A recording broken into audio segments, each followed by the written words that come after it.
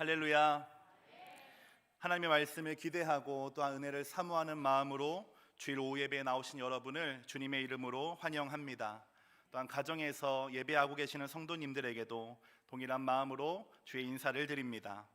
하나님 앞에 영과 진리로 예배하는 이 시간이 귀하고 복된 시간 되시기를 바랍니다.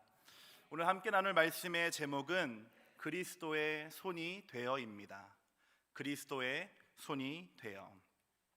일반적으로 12월은 한 해를 마무리하는 시기이고 교회력상으로는 새로운 1년을 시작하는 때입니다.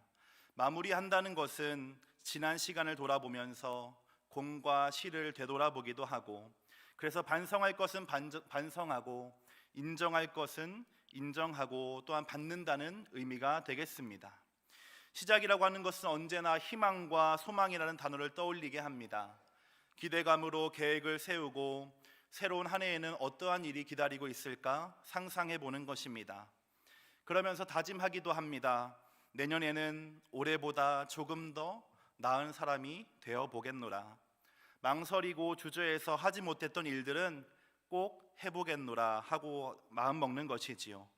바라기는 점점 빠르게 흘러가는 것처럼 느껴지는 이 시간들이 종처럼 시간에 끌려가는 것이 아니라 하나님께서 우리에게 주신 힘과 지혜를 사용하여서 때를 아껴가며 하루하루를 하나님께 올려드리는 저와 여러분 되시기를 소망합니다. 그래서 내년 이맘때에 다시 한번 한 해를 되돌아보게 될 때에는 아쉬움보다는 감격이, 후회보다는 감사의 제목들이 넘쳐나시는 여러분 되시기를 바랍니다. 오늘 본문인 빌립보서는 신약 성경의 대부분을 차지하고 있는 서신서 중에 하나입니다. 서신이라고 하는 말은 말 그대로 편지라는 뜻입니다. 편지, 소시적에 또 왕년에 한 번쯤은 두근대는 마음으로 써내려간 경험이 있으실 것입니다. 그때의 기억을 떠올려 보실까요? 편지의 시작, 누구에게로 시작됩니다. 사랑하는 갑순이에게, 이렇게 시작됐지요. 간략한 인사말을 한 후에는 편지를 받게 될 사람과 있었던 추억을 적기도 합니다. 그리고는 편지를 쓰게 된 목적, 본론이 나오게 되는 것이 일반적인 편지의 내용입니다. 편지를 보낸다는 것은 당시의 보편적인 연락 수단이기도 했지만 상대방에게 그만큼의 애정과 관심이 있었다는 뜻이 될 것입니다. 편지지를 고르고 또한 펜을 골라서 한자 한자 적어 내려가는 것에는 꽤나 큰 노력이 필요하기 때문입니다. 오늘 함께 읽은 말씀을 기록한 바울 또한 빌립보 교회 성도들을 향한 애정을 담아 편지를 기록했습니다. 인사말을 적고 안부를 물은 후에 지금보다 기록도 또 전달도 어려웠던 그 시기에 고심하고 고심한 말들을 적어서 보냈습니다. 독특한 점은 이 길지 않은 4장의 편지에 기쁨 또는 기뻐하라라는 말이 반복해서 등장한다는 점입니다. 그런데 편지를 적고 있는 바울은 사실은 지금 감옥에 갇혀 있는 상태입니다. 기쁨이 아니라 억울함과 분노, 서러움이 담겨 있어도 무방할 상황이라는 것입니다. 그러나 그는 기쁨을 말하고 있습니다. 더 나아가 자신의 기쁨을 빌립보 교회도 누리게 되기를 소망하고 있습니다. 무엇이 바울에게 기쁨이 되었을까요? 말씀을 한 절씩 살펴보면서 바울의 기쁨의 정체와 근거, 특별히 12월에 저와 여러분에게 주시는 하나님의 뜻을 함께 찾아보도록 하겠습니다. 빌립보서 2장은 그러므로라는 접속사로 시작합니다. 그러므로 앞의 내용이 뒤의 내용의 이유나 원인이 될 때 쓰는 말입니다. 바로 앞인 1장 27절부터 30절을 함께 보시겠습니다. 바울은 빌립보 교회에게 복음에 합당한 삶, 성도다운 삶을 살 것을 명령하고 있습니다. 이를 위해서 서로 한 마음 한 뜻이 되어서 대적하는 자들을 두려워하지 말고 믿음의 싸움을 싸우라고 권면합니다. 자신이 지금까지 복음과 믿음을 지키기 위하여 싸웠던 것처럼 빌립보 교회의 성도들 또한 동일한 싸움을 하고 있기 때문이었습니다. 여기에서 바울이 강조하고 있는 것은 2가지입니다. 첫 번째는 믿음의 싸움을 싸우라는 것입니다. 두 번째는 그 싸움에서 이기기 위하여 마음을 같이하여 함께 해야 한다라고 말하고 있습니다. 자타공인 모범생에게 공부해라, 또는 집중해라라고 말할 사람은 없을 것입니다. 말하지 않아도 이미 그 일들을 잘 해내고 있기 때문입니다. 공부해라 라고 하는 말 또는 잘 씻고 다녀라 라고 하는 말은 어조의 차이가 있을 뿐 그 행동이 부족한 사람에게 하는 말이기 때문입니다. 마찬가지입니다. 바울이 믿음의 싸움을 싸울 것을 요구하면서 하나 되어야 한다, 하나됨을 말하고 있는 것은 그것이 아주 당연한 이치이기도 하지만 사실은 빌립보 교회에게 이러한 권면이 필요한 상황, 그와 관련된 문제가 있었기 때문인 것입니다. 빌립보서 4장 2절입니다. 제가 읽어드리겠습니다. 내가 유오디아를 권하고 순두개를 권하노니 주 안에서 같은 마음을 품으라. 바울은 공동체에서 함께 읽고 또는 돌려보았던 이 편지에서 실명을 거론하면서 권면하고 있습니다. 같은 마음으로 사이좋게 지내십시오. 이름이 기록될 정도라는 것은 이 두 사람이 그 공동체에서 유력한 사람, 영향력이 있었던 사람이라는 뜻일 것입니다. 그럼에도 불구하고 구태여 이름을 말한 것은 이 두 사람과 바울의 관계가 그러한 말로 인하여 마음 상할 관계가 아니라는 뜻입니다. 또한 그 대상들을 콕 집어서 얘기해야 될 정도로 이 빌립보 교회에 어떠한 상황이 있었다는 의미가 될 것입니다. 다른 서신들과 달리 빌립보서는 교리를 가르치거나 강한 어조로 비판하는 말들이 없습니다. 빌립보 교회는 그만큼 문제가 없는 교회, 오히려 바울의 선교 여행을 지원해 주었으며 에바브로디도를 보내어서 바울의 옥살이를 도와주었던 훌륭한 교회였기 때문입니다. 그러나 이 훌륭한 교회에도 한 가지 아쉬움이 있었습니다. 이것이 바로 바울이 편지를 기록한 가장 큰 이유가 되었습니다. 바로 공동체 안에, 특별히 리더십 사이에 갈등이 있었던 것입니다. 그래서 바울은 빌립보 교회를 향하여 사랑과 애정의 마음을 담아 권면합니다.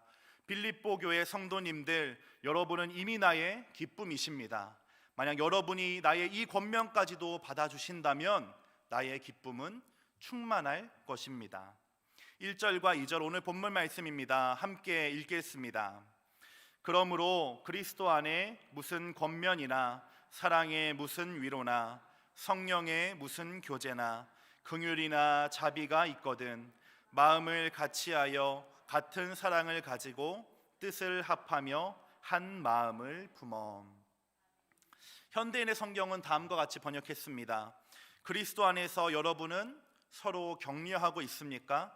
그리스도의 사랑으로 서로 위로하며 성령으로 교제하고 있습니까? 그리고 서로 친절과 동정을 베풀고 있습니까? 그렇다면 한 마음 한 뜻으로 같은 사랑을 가지고 하나가 되어 내 기쁨을 충만하게 하십시오. 아멘.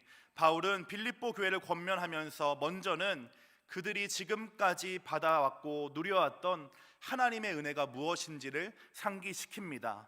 한 마음 한 뜻으로 하나 될 수 있는 이유, 빌립보 교회가 그렇게 해야만 하는 이유가 있다면 이미 그들이 하나님의 은혜를 받은 사람들이기 때문이라는 것입니다. 1절에 따르면 빌립보 교회는 정말로 은혜를 많이 받고 누린 교회였습니다. 그들에게는 예수님 안에서 서로 권면하는 일이 있었습니다.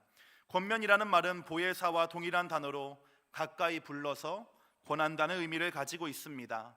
하나님께서 말씀을 들을 때에 깨닫게 해주시는 권면의 은혜가 이 교회 안에 있었다라고 하는 것입니다.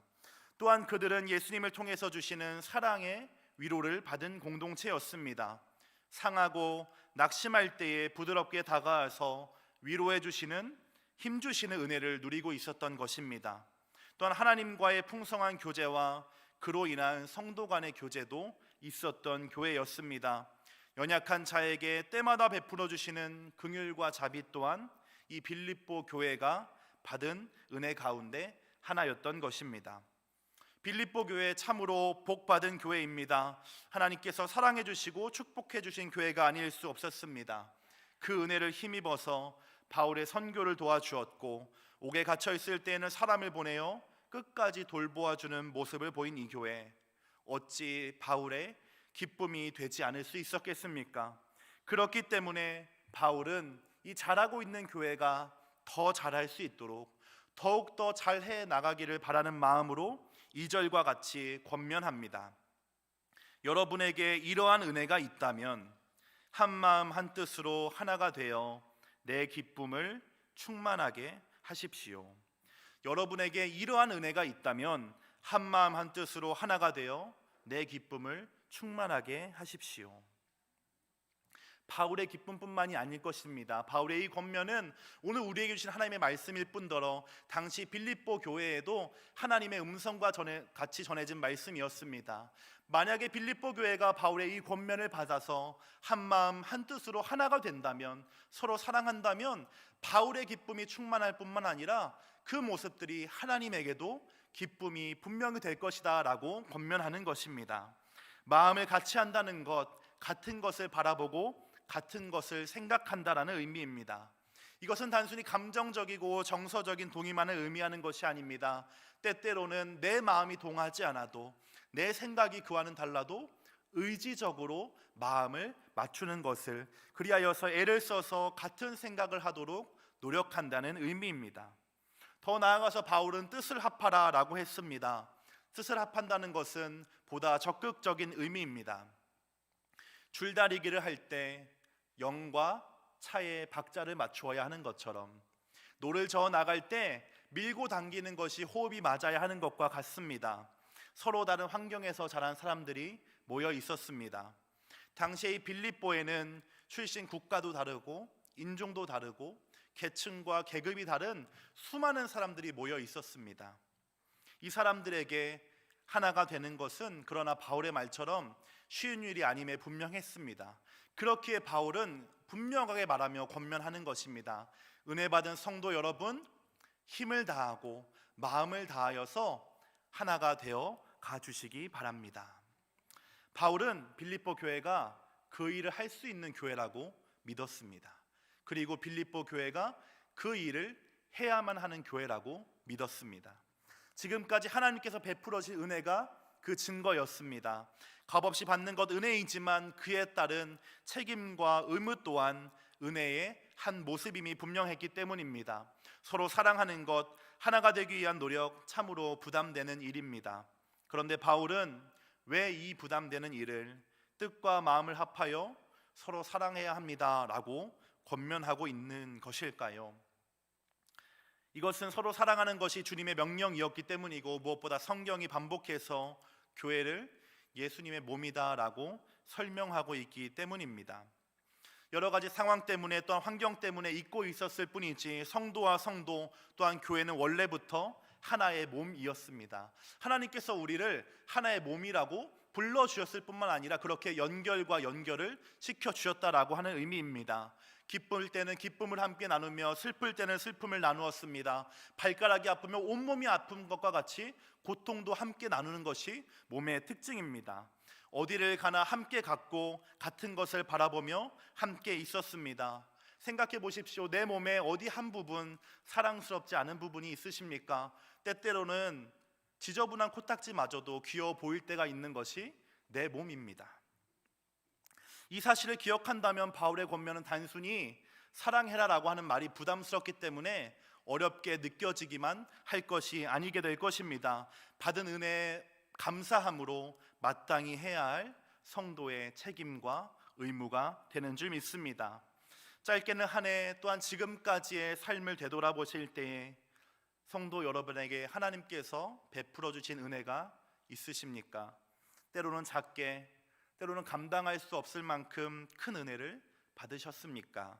그 은혜들은 감사함으로 받으시되 하나님께서 성도의 삶에 은혜를 주신 것은 오늘 말씀에 비추어 보면 우리의 공로 때문이 아니라 하나님의 거룩한 몸된 교회를 사랑하고 건강하게 하라고 하는 뜻이 담겨져 있음을 기억하시는 여러분 되시기 바랍니다.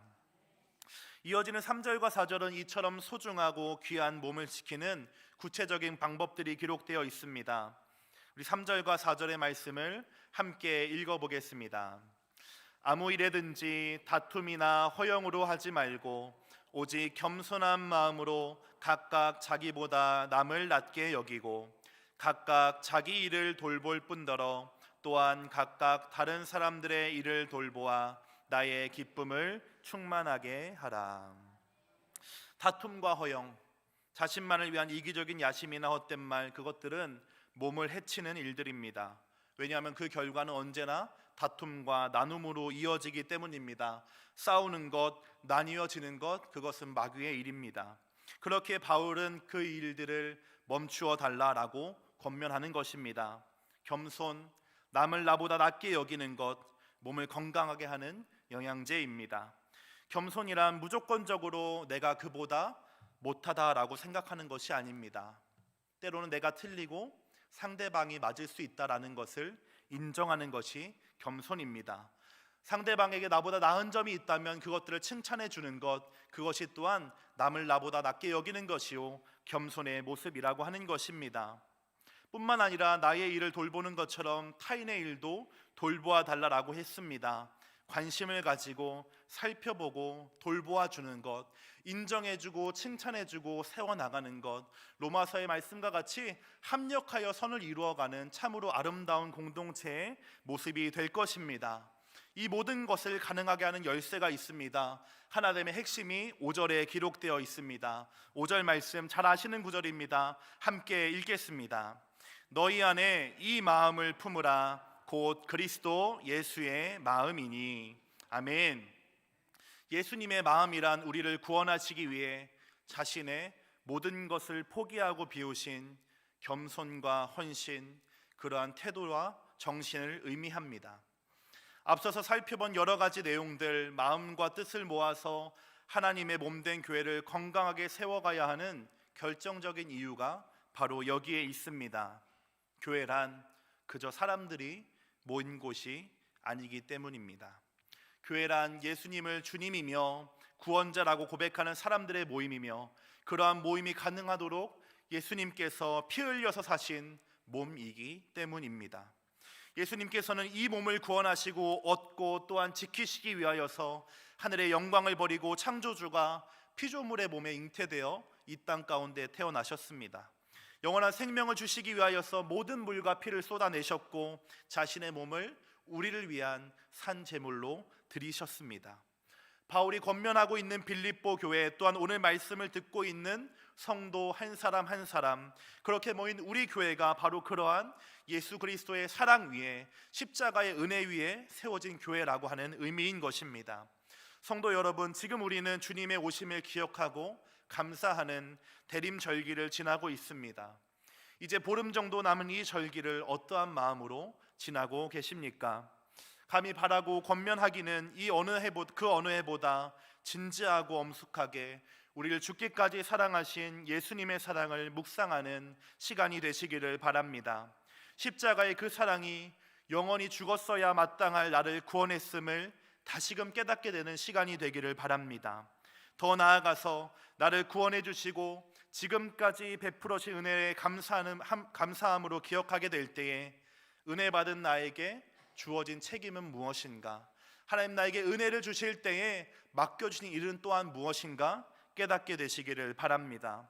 특별히 그리스도 예수님의 몸이라고 말씀하신 이 아름다운 교회의 한 지체로서 내가 그리스도의 손이 되어서 할 수 있는 일은 무엇인지, 내가 손을 내밀어 주었어야 할 사람은 누구였는지 되돌아보고 생각해 보시는 은혜가 있으시길 바랍니다. 성경은 우리에게 교회를 반복하여서 몸이라고 말하고 있습니다. 몸이라고 하는 것은 각각의 부위들이 마땅한 기능을 해야 한다라고 하는 의미입니다. 손의 일을 하지 않으면 손만 기능하지 않는 것이 아니라 몸 전체가 불편하게 됩니다.